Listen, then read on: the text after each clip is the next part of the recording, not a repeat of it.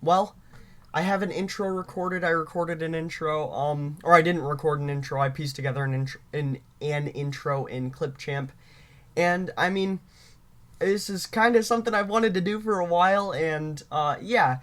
I mean, becoming obsessed with an album or becoming obsessed with a piece of music is way different than just casually liking it. Just getting into the meat and potatoes. I'm just going to lay out what I think the album is. I'm gonna, piece together some examples. I might go in later, separate little bits and pieces, and put little sound bits. Give the people a chance to hear a little bit of the song. But, I wanted to start this video as the album starts. You get that. You get that ugly brunette. You get right into it. And that's what I'm here to do too. All right, I'm here to talk about Horse Jumper of Love's first record, their 2016 record, Horse Jumper of Love, their eponymous or eponymous. I don't know how you pronounce the word, but yeah. So I said recently yesterday in a video that I think the album, like when you listen to it, it's 32 minutes, around a set list, right? It you listen to it and it hears like, I guess, it hears like, or it listens like a concert. That's what I hear when I listen to the record. I think it's very crucial to the listening experience that, when you're listening to the album front and back, that you don't view July 5th and I Want to Paint Horses. It's crucial that you don't listen to those as roadblocks, or you're envisioning yourself in the set, right? You're there with all the guys, right? You're there with your friends, or you're there with whoever you go to concerts with, or you're maybe a bar, maybe a little, maybe a little stage, or maybe you're in a high school auditorium when the band first starts releasing music. They formed in 2013, I think. Yeah, like Horse Jumper established 2013 or something like that. So you can envision yourself in all these. Of course, they didn't have all those songs written then, and I don't really know the origins of Horse Jumper of Love. I don't live. They live, or they're from Massachusetts or that general area. And so yeah, I've never seen them live. I don't know if I'll ever see them live. I'd like to, but I mean, who knows? But yeah, when I listen to Horse Jumper of Love, I picture myself in this crowd of people, watching a full concert set. And the cohesiveness of the album, it's really cohesive in that feeling, but thematically it's all over the place. It uses a lot of imagery.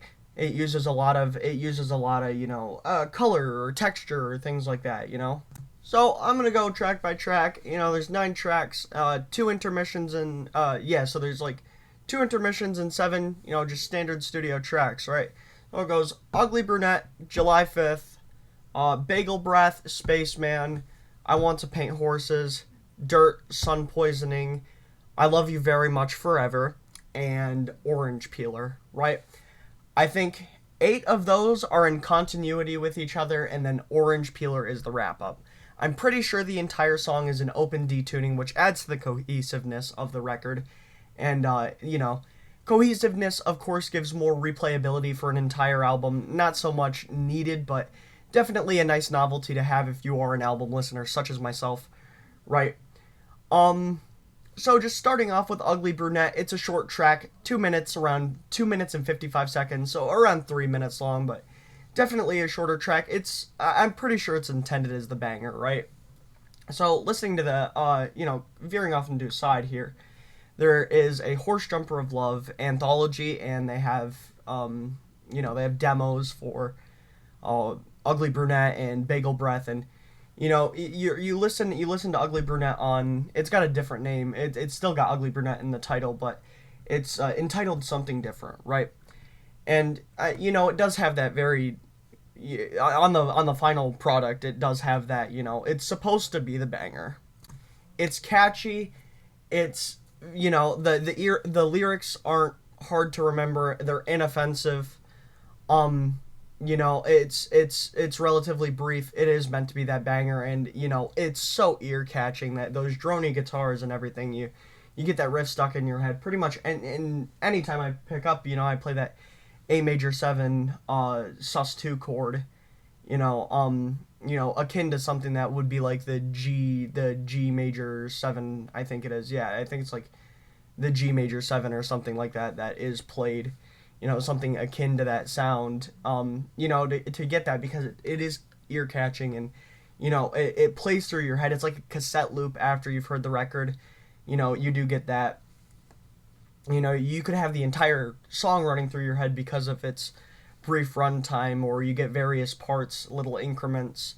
The song cycles in which part of the song is playing through your head at the time. I've had that guitar riff, the so that like guitar solo, or just the actual lyrics, like I'm ugly brunette, I want to.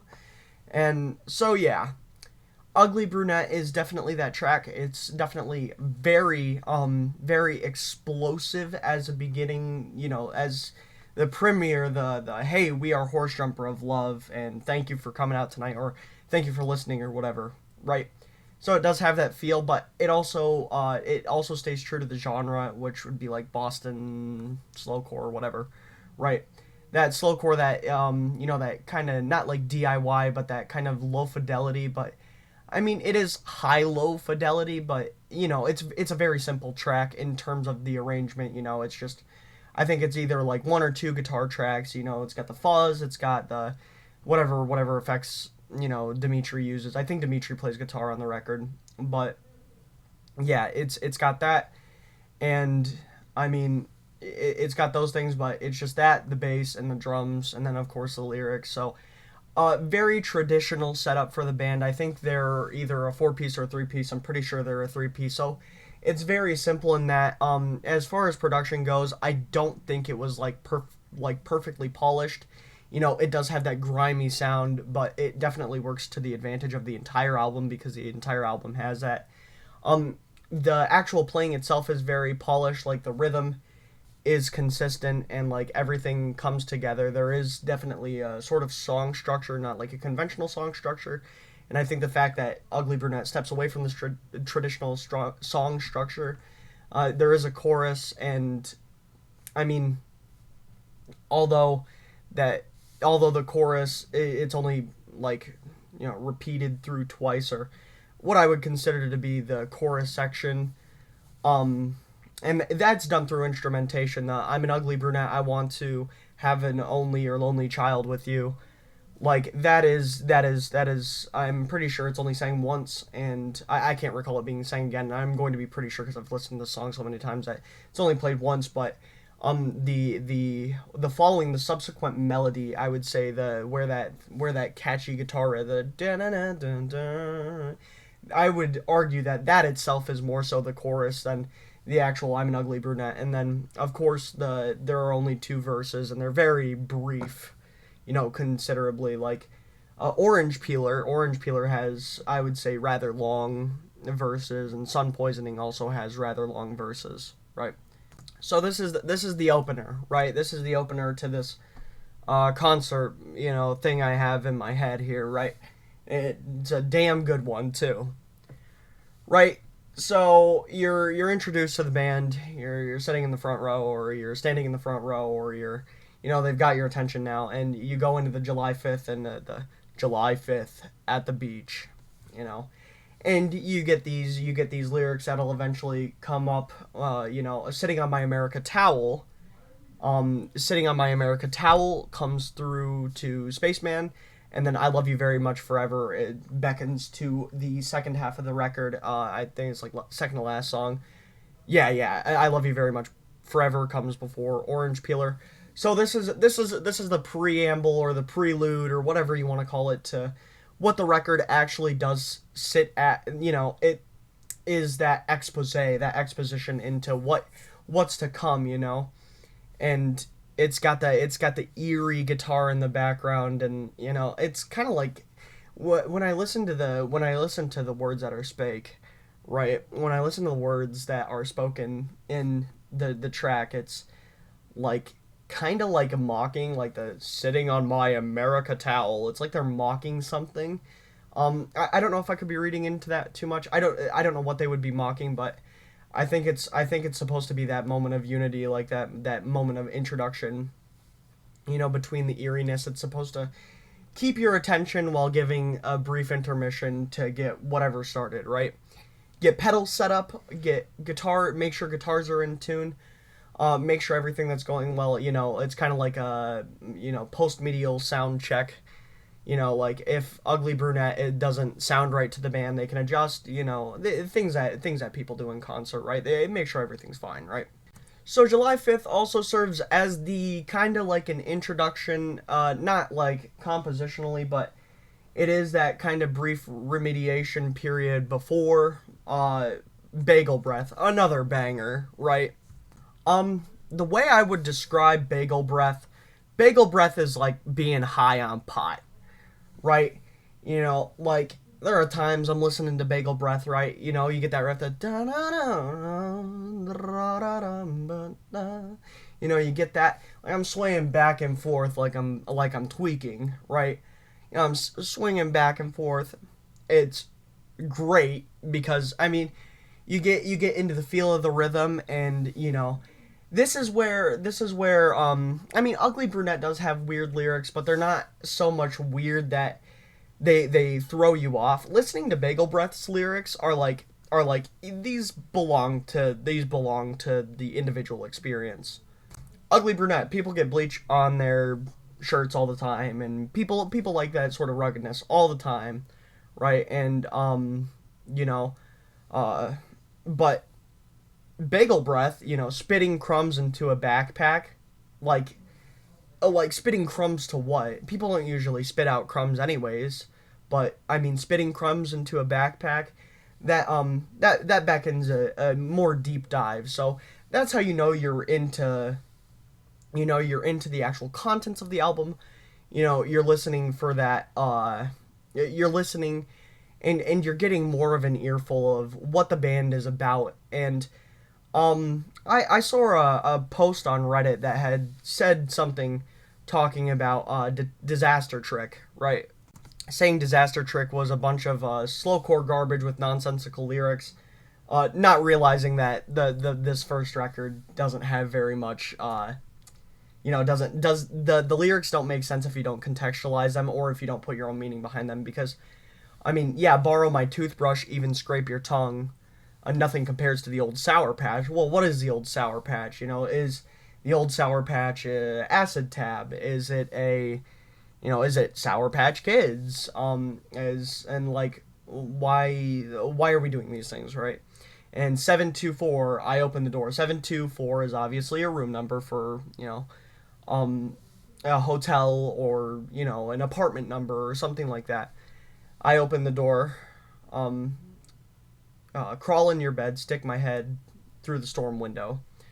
Right. So it's very, you can picture yourself, for me, it's like going up when I picture everything, I'm going up a thing of stairs, and then, 724, I open the door, crawl in your bed, stick my head through the storm window. Right. It's very, but, if you go from going outside and then, to sticking your head outside, it doesn't make sense. So you have to beckon those questions. Why, right? Bagel Breath does that, and I really like the lyrical contents because they are very unique, but they're not so unique that you can't derive your own meaning from them, like Sunkill Moon's work. Because a lot of Sunkill Moon is like these very deep, like Carissa. Carissa's very personal to Mark Kozilek, and you can equate it to something that's happened in your own life, but you can't make a story. You can't make a story out of the story of Carissa for yourself without implicating what Carissa is to Mark Kozilek. Bagel Breath, you don't have that conflict of will, I guess I would say. You don't have that conflict of, well, what do I want the song to mean? And Ugly Brunette, you can do the same thing. You don't have that conflict, and none of the songs you have the conflict, right? They don't have that problem where, So Bagel Breath, and I'm going to talk extensively about the instrumentation now. It's a real pain in the ass to play. It is an insane pain in the ass to actually play Bagel Breath. I don't know if it's because I have small hands or because my wrist curve is weird or because of whatever. amount of things. It is a real pain in the ass to play, and it's very unconventional for something that is in D standard or a D open D tuning, right? Out of a million songs written, I think out of a million songs that would be written in open D tuning, I think there might be like maybe 3 or 4 other songs that would use any of the same chords, right? So it's very unique in that I don't use open D tuning like that. It's very neat to see a band, use unusual chord shapes in a tuning that's designed to limit the amount of, strife you have to go through to play chords. I think that's really commendable because, and I think that also like, confirms my suspicion that the album is supposed to, when you play it in succession. But yeah, so you have the first verse, and then you have like a chorus thing, and then you have this real quiet section, or the guitars go quiet, where Dimitri's voice commands, I like it stuck to my skin, dried and vacuumed, bagel breath in the morning. What it is, I'm not exactly sure. I haven't filled that. I don't really fill those gaps when I listen. I let the song be told as a story, and if I come to my own conclusion, I come to my own conclusion. I have no problem sitting here telling you I don't know what it is in that song. Something, carry over from the chorus of the verse, or, crumbs, whatever. Like, I like it stuck to my skin, dried and vacuumed. What that could be, I don't know what do you dry and vacuum off of skin, or the floor that also attaches to skin, yeah, I guess crumbs could be like that, or like dandruff or whatever, I can't explain Dimitri Yiannopoulos' lyrics to you, right? I can't explain where he was because I don't know him. I don't know very much about their songwriting process or what the songs were about written at that time. I didn't look those things up because I like to draw those conclusions by themselves, but I can't tell you for sure what it is. All I do know is that I like it stuck to my skin, dried and vacuumed, right? So there's that level of command, like the gardener section in Ugly Brunette, like I'll be patient with you. That's the way the garden grows and the gardener forgets. There's a little distortion there, and it's like a little worn out, and maybe a little frustrated in that tonality, the timbre, a little frustrated with the tone. And then furthermore, here you do get that command without the frustration. It's just more of an explanation, like these are my preferences, I like it this way, and there's no like emotion for or against, and then you explode back into that main riff. It's very explosive and very ear catching, and you get it's like venom, right? Or like it's like this heroin, it's like this drug. Once you get that taste of bagel breath, you want to listen to it 2, 3, 4, 5, fucking 10 more times, right? Because it's just that good, and it's just that ear catching, and there's that combination with curiosity. So, you have these 2 explosive tracks in a row, only separated by July 5th at the beach. So, in terms of set list, you fall into that. Well, what do we do? Do we try to keep the energy? Because if you keep the energy in the beginning, no one's going to have any energy later. You got to simmer it down. Spaceman. So, Spaceman. Narratively, Spaceman, I think, could follow actually like the story of a spaceman. Portrait, blurry television. I got bored and turned off your glow. Imagine you're sitting in the International Space Station. You've got fuck all to do for months while you're up there, and you're bored of watching television. I don't know what they do in the International Space Station.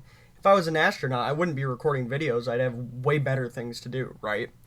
So, yeah, so there is that. I understand the boredom, but it's also very narratively like, maybe this is a couple on a spaceship, or maybe there's no actual spaceship implicated, and maybe Spaceman is a nickname for, because lovers do that. They give each other nicknames, right? And so there are those 2 routes. You can follow either line of reasoning. I follow the line of reasoning that there is no spaceship. He's not an actual spaceman. It's just a relationship thing. I talk with your teeth. I'm going to address that line right now because it is very difficult to make reasoning of that line. So what I talk with your teeth to mean is picking up on things people do in a relationship. So like yeah, I've dated people in the past. I I'm in that pool of people. So being around someone, you're bound to pick up their and this isn't even limited to relationships. You pick up on people's mannerisms. You start to make inside jokes and maybe talking with your teeth, which what I hear on the record when he says that line is he says it with his teeth. Talk with your teeth. Like when I hear that, like I do hear the talking with the teeth. Now it could just be like you hear that and it's like this sort of pseudo effect, right? This thing that's not actually there. But so when I hear the I talk with your teeth, or like, so when you get mad at someone or whatever, you grit your teeth, you talk to them through your teeth, right? So there's that. Kiss you through my shirt, fairly self-explanatory. The only variation is you got bored and put on my clothes, and I got bored and put on your clothes. The variation can be seen as it's seen through both perspectives of the couple living very mirrored lives because they're so close. But I mean, yeah. So there's that. As far as the actual space narrative, like I said, the actual, you know, I got bored and turned off your glow. You get bored. I'm sure people get bored in the ISS. I'm sure people, find better things to do in the ISS than make YouTube videos. So there's always that, but like I don't think that's the case. I don't think that's intended, but if you want to, the song is called Spaceman, so you already have a leg up over someone defending their ideation that it's not about a spaceship, but very little conclusive evidence in the lyrics that, state that. As for the instrumental, it's that acoustic guitar. I think it's played finger style. It would make sense for it to be played finger style because of the rhythm. I think it's played whole hand finger style, which I detest. I'm a big Travis picker myself. And it does have a more traditional song structure, verse, chorus, verse. Verse, chorus, verse, chorus. Right? And it's very repetitive, and it does follow the crescendo of, low key verse versus, actual building up to the chorus. And Spaceman feels good, and you're back at the question now, like, where do we go from here? Which is where I Want to Paint Horses comes in and saves the day. Or not saves the day, but really does contribute to that. And to talk about Spaceman in terms of how it juxtaposes with Bagel Breath, it really is that ease. It really is that ease. When you're playing shows, right? You're gonna have these bangers, right? People are gonna go grab beer. They're gonna do whatever people do at bar shows. I don't go to bar shows. Whatever, right? So, people are gonna go grab a beer, or they're gonna go take a piss, or whatever, right? So I Want to Paint Horses, following, Spaceman. Spaceman is the come down from the Bagel Breath high. It's kind of, Spaceman. It's not a bad song by any means. I'm not going to sit here and say that the come down is like a bad thing, but it is a reset to, we need to build back up to that, start shaking fists, doing the double fist pump to the air shit that people do at concerts.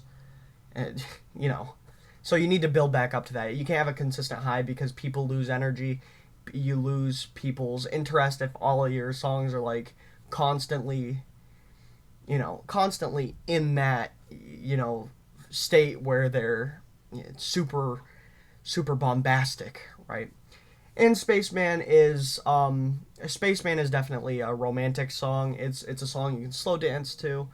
Whereas, Bagel Breath does have that sarcasm, and Ugly Brunette is like, I don't want to call it like an incel song, but I don't think Ugly Brunette is what people. It's not in love song playlists. I will say that. Even though it's self-degrading, you don't put self-degrading songs. You don't like. It just doesn't make sense to be seen as a romantic song. it could be a yearning song, but like Creep, you know, Ugly Brunette's very much like Creep in that it's like, you know, you're putting yourself down but not really trying to win the girl, unlike you know, like El Scorcho or something like that. Or I don't know if I want to use El Scorcho as the example, but maybe Across the Sea, yeah, kinda. Or hold on, let me think of a good Pinkerton example. Falling for You. It was sitting there. Yeah, so like Ugly Brunette's like not like that. Spaceman, very romantic song, very inoffensive lyrics. Very it's very it's not like ear catchy in the way that Ugly Brunette is, but you do Spaceman feels good, you know, and it's got that lovely melody, and in the background, and then you know you do get the weird little things in the background, you know, so it is still fitting with the style. It's not like they go from it's not like they go from these slowcore songs all the way to like Always by Panic at the Disco, um, or a song like that. And not shitting on that song, it's a great song, but like it's not like they break continuity or they break consistency just to have this sort of song in there. So it is that come down. It's a great song. It's not like slow in that it's like a lullaby, but it is slow for like easy listening if you're not always in that. If you're not always in that, I want to be engaged all the time listening to Horse Jumper, you can put on Spaceman in the background, or you can give it the attention that it so much, very much deserves by being a great song. But, so yeah, that's Spaceman. So then you get I Want to Paint Horses. So, I want to paint horses and to have a horse. I'm gonna keep this really brief because it's not that it isn't important to the set list, but there isn't really a lot to say. It does really confirm my suspicion that it's, you know, fill in the gap there, right? Confirm my suspicion, but it's also like that thing I said earlier where it's like people are gonna go have a piss or they're gonna drink a beer, and Horse Jumper of Love, this first record is it's an opening band record, right? It's a short set album. You know, I don't know what songs they had written when they toured or played shows or whatever they did after they released their first record. I don't know if they had like Volcano or Your Real Life or Twist Cone. I don't know what songs they had written. I don't know if they played Hole live. I don't know when Hole was written, but these generally popular songs, right? So I don't know what songs they played during this time period. I don't know what songs they had written, but yeah, the whole front to back thing, it definitely, I Want to Paint Horses and to have a horse definitely does keep that going. It lets the band breathe, it lets them have water, and it gives something to play through like the speakers while the band is, you know, staying together, right? Staying with each other, you know, making sure everything's okay, checking on each other, things like that, checking the drum kit, checking the guitars, checking the bass, checking the tunings, making sure everyone feels all right. You know, if anything needs changed, like if you know, a string breaks or something, I Want to Paint Horses is that song that is that gap. And tonally, it separates Spaceman from Dirt. So that there's no whiplash, and I mean the thing with July 5th is there is no whiplash between Ugly Brunette because of the genre of music, you know, that eerie chord progression and, you know, the actual, like, it makes you ask questions, but it isn't a neck jerk being like, why the fuck is this on the album, right? It's not a complete change. It's got that tonal consistency. It is deep, it is dark. It's not really a song. It is that interlude, and even if Ugly Brunette and Bagel Breath were right next to each other, no whiplash there. The come down from Bagel Breath to Spaceman also doesn't create any whiplash, but because of this, now you gotta listen to Dirt, as in this song, it opens with the do na na na na na na, right? So it's got this, it does start slow. It is electric as opposed to the acousticness. Actually, that's a great thing to mention for I Want to Paint Horses. So yeah, like whoever's playing guitar, They have that steel string acoustic guitar, and yeah, they need that switched out for their electric again. So I Want to Paint Horses serves as the break between, right? And I mean, it's not too terribly long. I'm pretty sure it's less than 2 minutes, like a minute, 45 minute 50 seconds. Nice and brief. It is eerie listening, I guess. It's got that weird woman's voice in the back, but I think that's more so to grab attention for the people that still are in the crowd. The people that are still in the crowd sticking around for the set. They have those questions, and it's like, okay, what are we gonna do next? Right. So it keeps those people on standby, but in terms of relevance, no one's playing their guitar like maybe for July 5th is there's that guitar track in the background. You might have someone, or they might play it through the speakers, right? Now you have to take this all of this with a grain of salt because I didn't see the band during this time period. I don't know what their set lists were like, but this is what I hear, right? This is what I hear. This is what I envision. Okay, so no one's playing their guitar. People might be tweaking with sounds or whatever. They might be tuning. They might, there might be the occasional drum hit. Making sure all of that is okay. But, the band isn't postured ready to play a song. Dimitri's probably got a thing of water. He's taking in. Making sure the band's okay, right? So he gets his electric guitar back, and then we go to Dirt, all capitalized, ready for that punch back in. The horses have been had, the horses are jumping, and the love is being had as well, right? We are so back. So yeah, so we get into Dirt, and after I Want to Have Horses, right, or I Want to Paint Horses. After that, we get into what I wouldn't say it's a home stretch because it's really not a long album, and it wouldn't be a long set. But if you're if you're at fuck, who would they have opened for? We'll say like Slow Dive or whatever, or a bigger band, right? Like for 2017's sake, right? So if Horse Jumper's opening for Slow Dive, they're a relatively big name or whatever, and you're just waiting to see Slow Dive. This is just a band to pass the time. The enjoyable listening experience brought on, we're getting into the home stretch, right? So Horse Jumper, they don't stop through here. It's just Dirt, Sun Poisoning, I Love You Very Much Forever, and Orange Peeler, right?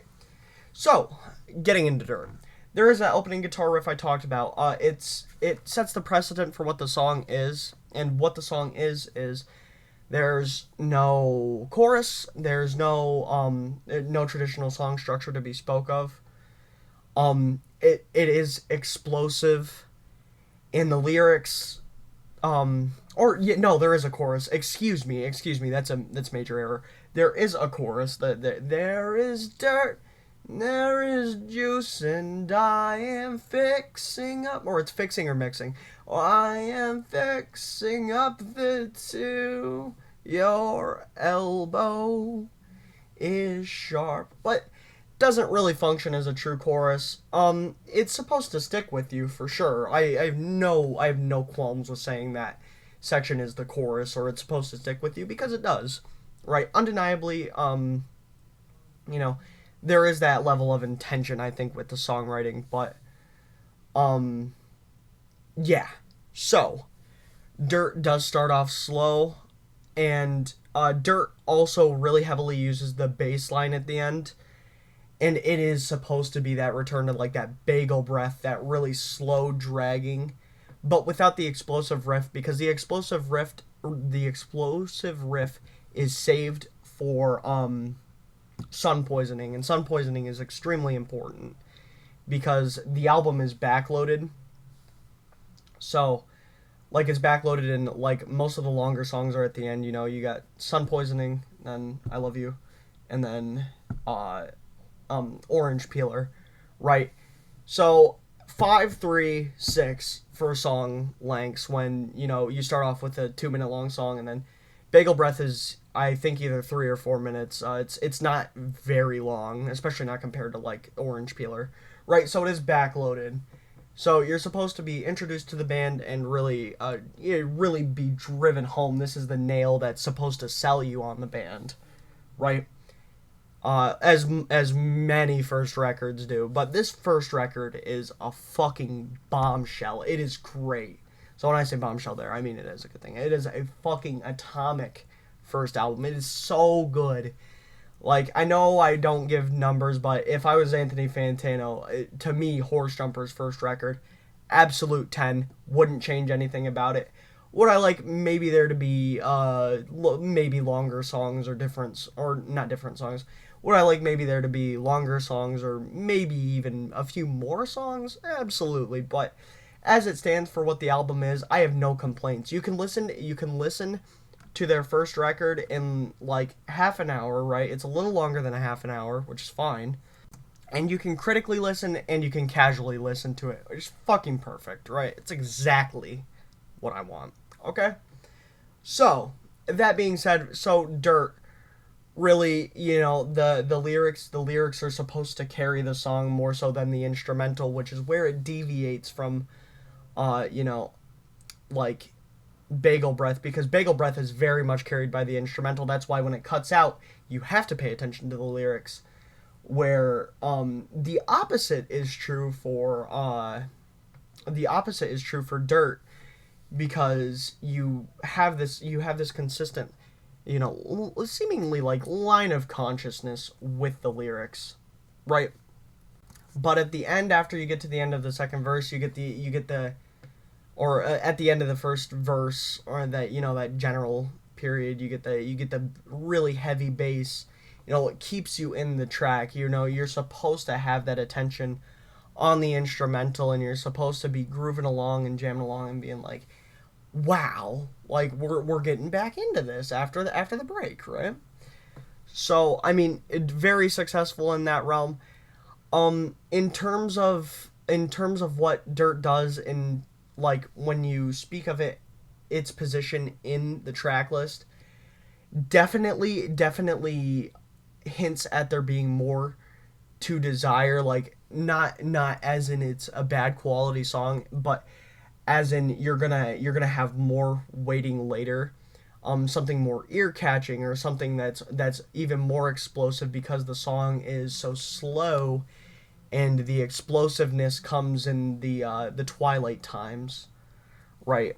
Like between verses or after verses, or you get the attention and the prelude, kind of like the drum beat in the beginning of Ugly Brunette, is there to grab your attention and really to kickstart the album. The guitar riff does the same thing. It's not as in it's like you're listening to a new album, but in terms of a set list, it's you are ushering in the home stretch. Like when you listen to the song, and it's like, we're getting into it. We're really getting into it. Or logically, getting into any good album, right? You're reaching the highs here, right? You're approaching the plateau of the climax of the album, because albums are supposed to do that. Pretty much every good album does that, where it speeds up, slows down, it gets heavy, it gets soft. It doesn't do so in a way that jerks you around, unless you're Melancholy and the Infinite Sadness, or other double albums, or albums with continuity issues. I didn't include Melancholy and the Infinite Sadness or other double albums like The Wall into that albums with continuity errors, for various reasons. I'll probably make another video about that at some point, or maybe one of those albums, or some albums, right? But Horse Jumper of Love doesn't have that problem. It does not have that problem at all, thankfully, right? So, yeah, Dirt is the kind of the how do I want to put this? So those, like, those shows, or the caricature shows, where you have the guy dancing with the top hat, and then like comically long cane comes and grabs him, like in the cartoons. That the cane is Dirt, and the break is the guy dancing, right? Being pulled in off stage, right? So you're getting pulled back into the album, into the immersion of the album. Not that I Want to Paint Horses is immersion breaking, but for music, the music is broken because that's not really music. It is that intermission, right? So Dirt does that. Going into Sun Poisoning pulls no punches and has no prelude. It has that bagel breath effect where you just start with the explosive riff, and it does that very well. And we're getting into the songs that are most certainly bangers. Not, of course, like I said, not to degrade the quality or say that the songs like Spaceman and Dirt are not good songs, but this is the stuff that gets the crowd moving again, like listening to it, and that's all part of the listening experience, and that's I've repeated it several times. It's what makes it great. But Sun Poisoning, I mean, like Sun Poisoning, you do get that immediate banger sound, right? Brum brum bum bum, and the lyrics, they do follow like a romantic theme, right? But they do continue the album's continuous theme with weird lyrics, which is great. Like, I mentioned Slow Dive earlier. Like, if you're going to see Slow Dive, you're already used to those sort of things, and it comes with the genre. It's a trademark of the genre, right? And even if the band weren't part of the genre, the lyrics fit the music really well, in that the oddities of the things like the intermissions, they are hammered through with the lyrics of the songs. Oh, so you get spitting crumbs, or why do your knees have tan lines like prison cells? So we're how many songs later, and we're still getting lyrics. You're still getting lyrics that paint that picture, and they make you ask why. Why do your knees have tan lines like prison cells? And there is no simple or really correct answer. Of course, I've talked about Lawrence Perrine before, I think, but maybe not all interpretations are equal. But Dimitri doesn't come out with his lyrics and tell you that these lyrics are about this. Sure, in interviews and everything, he may say that this song is about this and that, but artists don't own the meanings to their songs. So when you create, why do your knees have tan lines like prison cells? You know, so when you think of knees, someone being on their knees, this, it could be something alluding to oral sex, but these aren't bruised or scraped or busted knees. So I mean, there's no like, I don't think there's any question or insinuation of unfaithfulness like I initially thought when I heard the line. But like, why do your knees have tan lines like prison cells? Well, what has bars on them that could give you like tan lines, right? So, I mean, I've never tanned. I don't know. I've never been to a tanning bed, but I mean, just this imagery where I can see, like, not seared skin, but I can see tan skin with white bars all around it. Like I can see that, and it's not that it's like weird, but it's definitely a very rich detail about someone. You would notice tan lines like prison cells, and it's only on the knees. It is specifically, there's no reason to think that these tan lines like prison cells are anywhere else. So what does that mean? Oh, I realized I made an error. I said, "Beautiful, why is your hair bent and bleached?" I just recalled. I'm not used to the lyric being this because I thought it was beautiful for a while, but it's actually heliophobe. So we get into the theme of Sun Poisoning. Sun Poisoning is one of those songs where the title actually like matches up with the theme of the song. Of course, Bagel Breath and Ugly Brunette are and Spaceman. They do all implicate the title into the lyrics, or thematically some way. But Sun Poisoning is very unique in that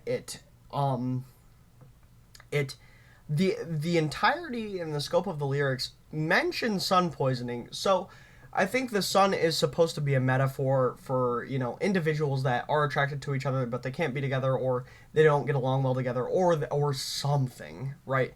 There's something there, okay? And So I think that I couldn't stand to be the ghost in you. I couldn't touch you without hurting the bruises. I think the bruises are actually not sunspots. What the hell am I trying to say?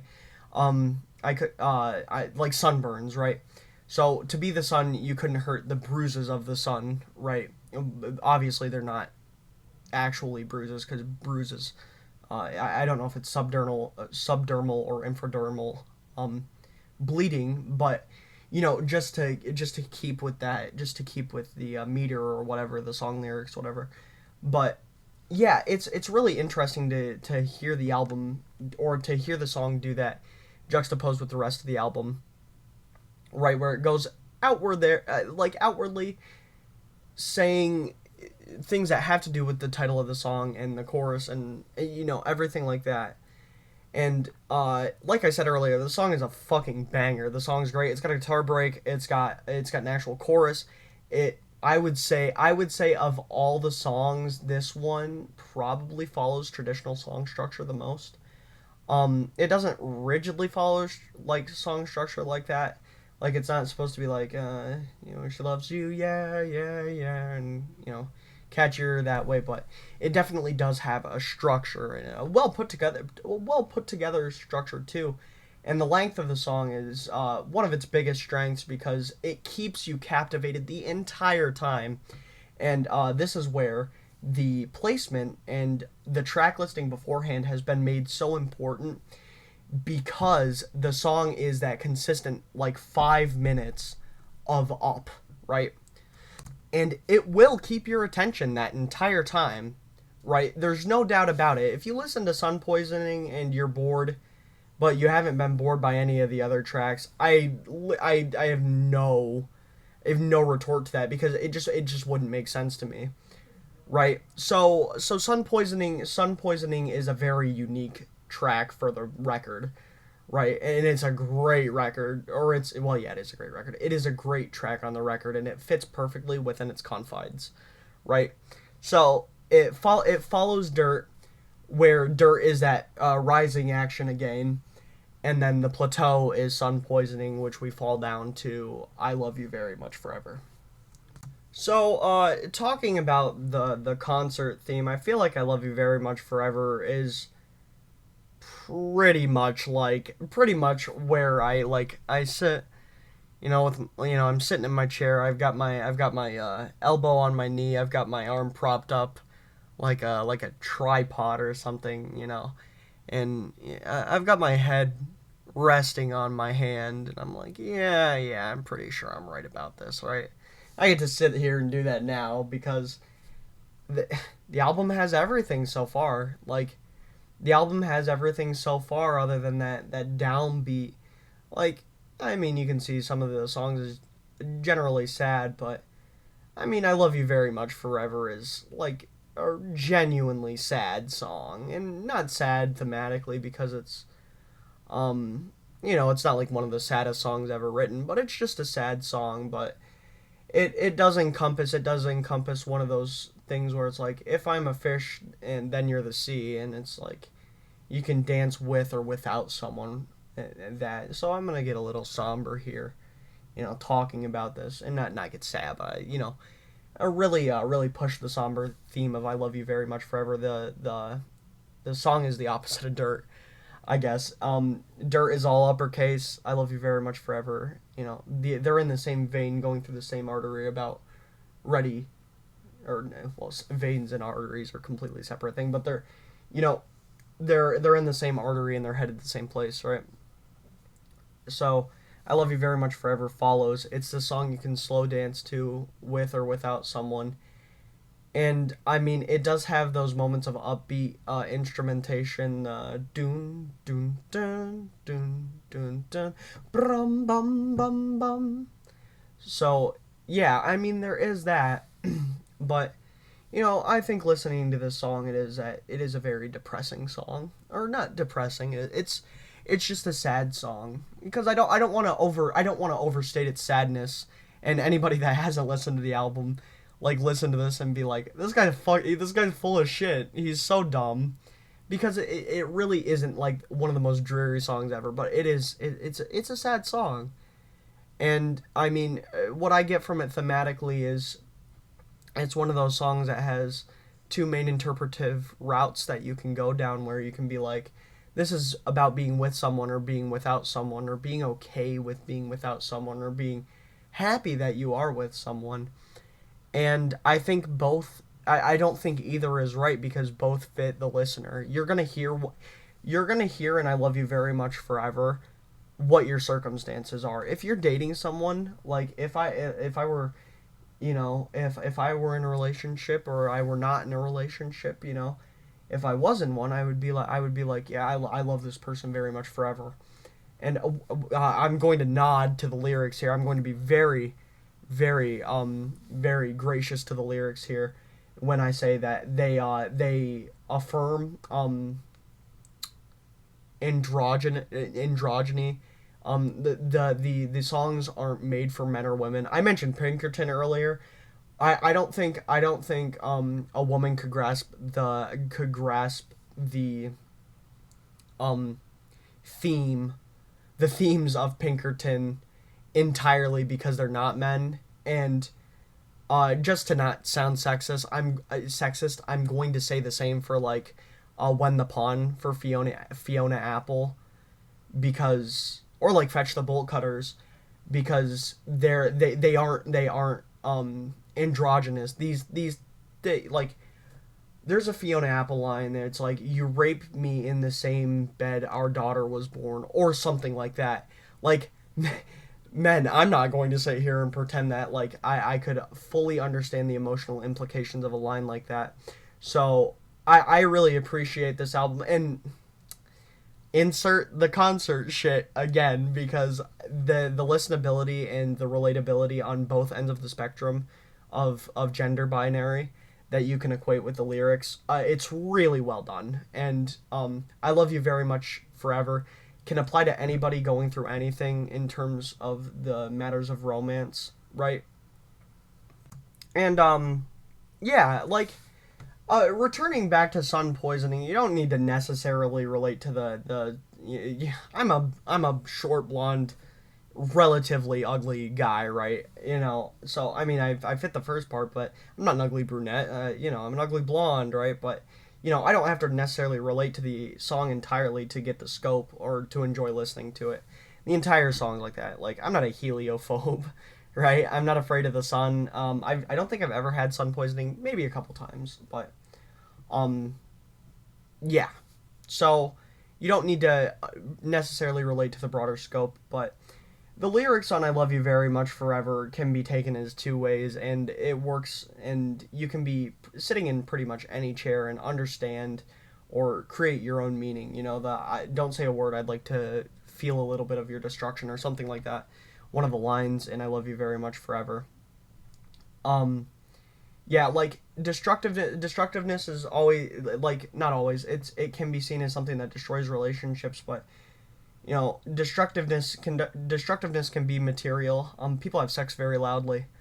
Uh, yeah, like, way to go for me being just out there. People, and of course I don't think there are really any sexual implications. Like, Heather on your hips. Heather's a color, and the name Heather obviously has a female implication. But I mean, like I said, the lyrics don't necessarily insist upon a man or a woman. At the end of the day, Heather is very much a color.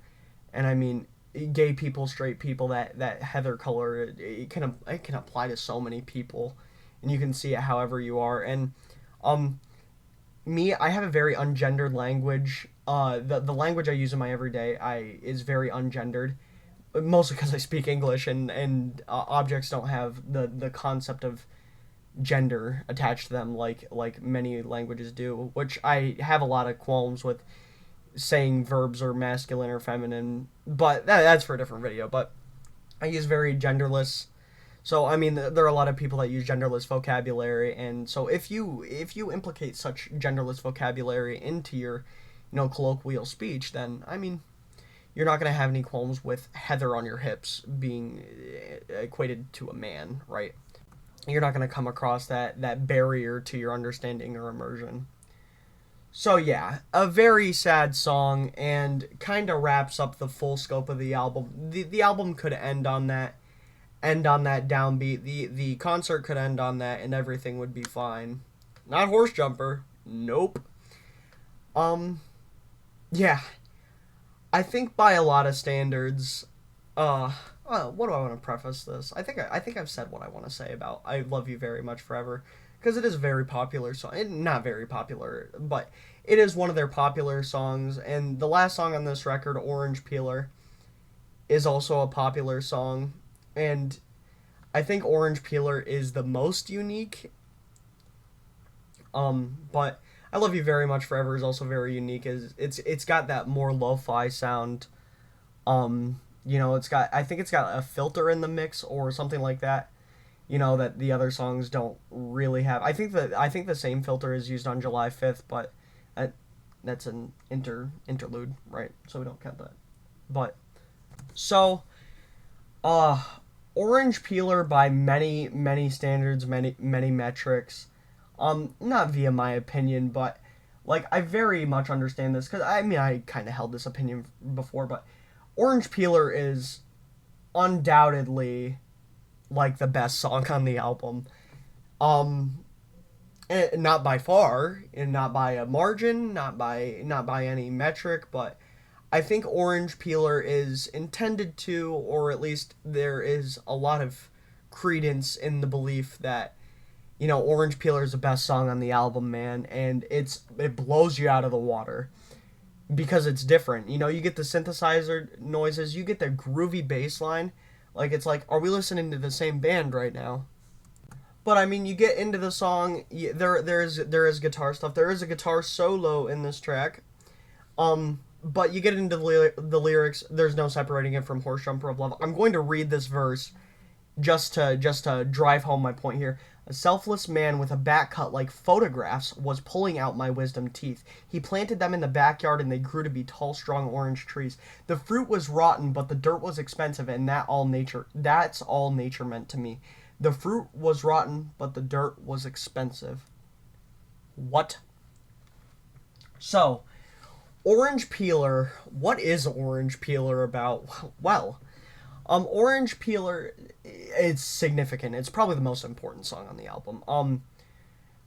In terms of like how you end a set or how you end an album, and just overall that genuine nudge that gives me confidence and allows me to say that it's one of my favorite albums of all time. It's one of the best albums of all time. It's probably the greatest first album I've listened to, or my one of my favorite first albums within the next 10 or the past 10 years. It definitely supersedes a lot of, but it's definitely like there in quality with like Body or what some other like Steve Lacy, or you get a bunch of great first albums within the past 10 years, and this is one of them. This is genuinely just a great record. And when I said Body earlier, finished postcard, or Tree, perfect. And this album's about to be 10 years old, so yeah, 2016. But this song has a galloping end. Horse, yeah, hilarious. It does have that galloping end, which is supposed to be the end of the set, whatever, right? But it's so fucking groovy. Fucking, you get the bass, doom, doom, doom, doom, doom, doom, doom. You get the guitar riff. I'm pretty sure they're upstrokes. You get the upstrokes. You get the lyrics. They carry you along. And Orange Peeler, the lyrics. I laid my head to rest in the hands of a pretty orange peeler. When you hear of an orange peeler, not someone that has necessarily delicate hands, but someone that has very, they've got a good grip, and she can grip your hair. Or when I hear, oh yeah, she's described as a she in this song, but there's no romantic undertones in this. So like I said, you don't have any problems relating this to here, but or you have no problems, maintaining that relation. If you want to see it as romantic, I understand that, because there is some intimacy, and laid my, laid my head to rest in the hands of a pretty orange peeler. She does call him baby, but that's I don't know. I don't see that as inherently romantic. I understand there might be a lot of people that'll disregard me, and I am fighting for the androgyny and the exclusivity or the inclusivity of the record. So I understand that I am biased in my proponents, but I genuinely do not see it as a sort of romantic way. I do understand how you could see it that way. But yeah. So yeah, I laid my head to rest in the hands of a pretty orange peeler. She said, "Baby, don't be so down on yourself." There you are. You're picked up after "I Love You Very Much Forever." You get to end the track. You get to finish the race here. You get to finish your like a racehorse, or horse jumper. Sorry, I'm laughing at myself here. I insert horse joke. But yeah, you get to finish the race, and orange peeler, by that metric, it does a great job. It wraps everything up. It doesn't leave you wanting more. If an album was having sex, most of my experiences, if my sex life was an album, would end on "I Love You Very Much Forever." Not that the song is disappointing, but I'll use the word disappointing for my sex life. Yeah, in my experience there. But Orange Peeler is it's a masterpiece. I love the song. It's a great song. For me, the whole album's a masterpiece. But Orange Peeler is a really thrilling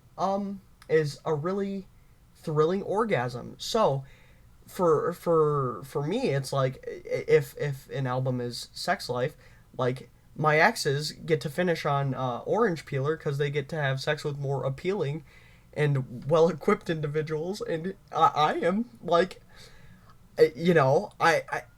and for listening, I get to partake in this, but I'm very happy that we have this Orange Peeler here.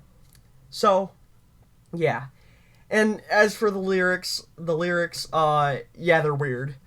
But I'll do a little explanation. I'll do a little explanation of the verse I read. "A selfless man with a back cut like photographs was pulling out my wisdom teeth." Wisdom teeth, they serve as seeds later. The fruit was rotten, but the dirt was expensive. Fruit grows back, can become more valuable. Dirt is the foundation, and I think in lyric here, we do harken back to dirt being that foundational second piece of the album, where it's like you come back from "I want to paint horses and to have a horse." You come back from that, and the first part of the album with "Ugly Brunette," "July 5th," "Bagel Breath," and "Spaceman," that is the substrate from where the tree will start to sprout. So the dirt is the foundation here. As long as the foundation is important, the fruit, even if the fruit is rotten, you can grow more trees, right? And I mean, I think that's what the album is, man. Like, in terms of, now this isn't a theme, but what is the album? Material. What's it worth? Why is this album so good? Completely disregarding themes of what the album means to you. It's because the album is a fucking phenomenal substrate. So yeah, it is this fucking phenomenal substrate in which, even though it came 3 years later, which is in the quarantine age, right? Which is when I think So Divine came out. So in a post-quarantine life, in a post-quarantine era, we think of 3 years as a long time between albums, especially when you have people like Taylor Swift spitting out albums that are high quality. Let me preface, her new records aren't really my thing, but I understand they're of absurdly high quality in terms of production, and there's a lot of songwriting merit. She's not spitting out shit just to spit it out. She does she's a full-time musician. She's an overtime musician, right? Like, she spends a fuck ton of time in the studio. She spends a fuck ton of time writing songs, and she spends a fuck ton of time, like, being like, why does this do this? Why do these words go together? How do I articulate what I'm feeling? Right? So yeah, 3 years seems like a long time. So Divine comes out 3 years after the first Horse Jumper of Love record, right? Built on the substrate, and you get so many good songs on um So Divine, and I think Natural Part, is that their 2022 record name? But yeah, you get this first record that is an amazing substrate, listens like a concert, so consistent, so amazing quality, has its highs and lows in terms of mood, in terms of explosiveness. It has slow explosive songs. It has fast, relatively low key songs with, yeah, that's what I would consider the missing link to be, or Orange Peeler is that missing link where it's the fast and still relatively low key, and even though it starts slow. But yeah, it has all these scopes and it covers so much ground as a first record. It's such a phenomenal first record, and I sing its praises infinitely. So, that being said, I'm Evan Button. July 5th at the beach. Hold on, I had to make sure I get this right. July 5th at the beach. Soft smell of trash. Inner seagull carcass lining. Smoking next to the kids. Sitting on my America towel. I love you very much forever. Thank you so very much for listening. This is the first album review I'm doing. It'll probably be my last because people are going to shit all over this. Oh! But no. Even if this gets shit on, I'll appreciate the constructive criticism. If this gets dislike bombed, that'll be okay. But I love you very much forever. Thank you so very much for listening. I don't know what album I have no idea what I'm gonna do next. It would be an easy choice for me to say something like CME's Dream and Gish and Melancholy and the Infinite Sadness. It would be so easy for me to say that, but I have such a controlled and deep intimacy with those albums, and to explain my own feelings it'll take a lot longer than this, and this video's a fucking hour and 7 minutes thus far. So yeah, it would probably be like a retrospective video I'd do. And if I were to do something like that, maybe I'd write a script. I didn't write a script for this. I just spouted off the dome what I know about the album, or what I speculate about the album, my thoughts on the album, everything. So everything like that. Right. So, I mean, yeah. Thank you for listening. I'll come up with something. I might do I might do I'm Wide Awake, It's Morning. Or I'll do Old Ramon. Or I'll do Hail to the Thief by Radiohead. Old Ramon by Red House Painters. Or no, I wouldn't do Horse Jumper. 2 Horse Jumpers in a row. I also am not I haven't listened to So Divine or The Natural. I didn't even know The Natural Part or like Disaster Trick. I haven't listened to those albums enough to be like, I feel like a fucking scholar. I feel like a genius, right? I feel like a genius sitting here talking about my love for this album. So, yeah, I mean, I'll pick an album. Yeah, I tried not to get too off track. I tried to stick with the consistent theme. I hope I did a good job. Any constructive criticism is welcome if you listen to the entire thing. But, yes, this is Horse Jumper of Love's first record, Horse Jumper of Love. I did have something I wanted to say, though. I wrote it on a note card. There was a tiny cactus on my desk. I was angry and I smashed it down. The poor fucking cactus didn't do anything. I kept the needles in my fist all afternoon. I left the pieces of the pot and the dirt on the floor for weeks until my mom finally picked it up. 121 Horse Jumper of Love.